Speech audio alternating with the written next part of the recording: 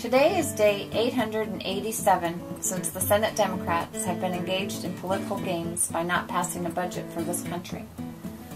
The Budget Battle Brigade traveled to Las Vegas to find out what people thought of President Obama and his Democrat friends using the terms millionaires and billionaires and fair share. This really is class warfare. That means that American citizens are being manipulated to be jealous and dislike the so-called upper class.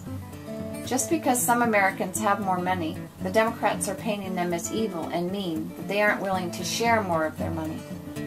Candidate Obama shared his true thoughts when he met Joe the plumber on the campaign trail, when he said, "When you spread the wealth around, it's good for everybody."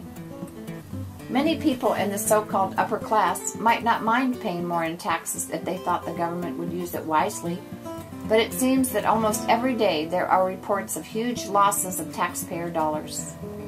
In fact, the General Accounting Office published a 350-page report in March that shows at least 33 areas of overlapping programs, which could save billions of dollars.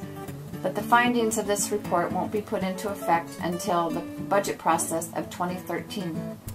Senator Tom Coburn has been a huge advocate for reducing spending and keeping track of waste, fraud, and abuse. Some of his findings for 2010 are $17.5 million in upkeep for an unused monkey house and other buildings for the Department of Veteran Affairs, $1.5 million for mold remediation for apartments before they are torn down. And how appropriate that while we're in Las Vegas, we find out that there was $1.8 million to build a neon sign boneyard, park, and museum. The worst is $2.2 million in wasted energy costs at, you won't believe it, the Department of Energy, where all they had to do to save money was turn off the lights. Senator Coburn publishes his annual waste book, which is very revealing. Every taxpayer should read it and then call their senators to make sure they pass the budget next year and tell them to cut the spending.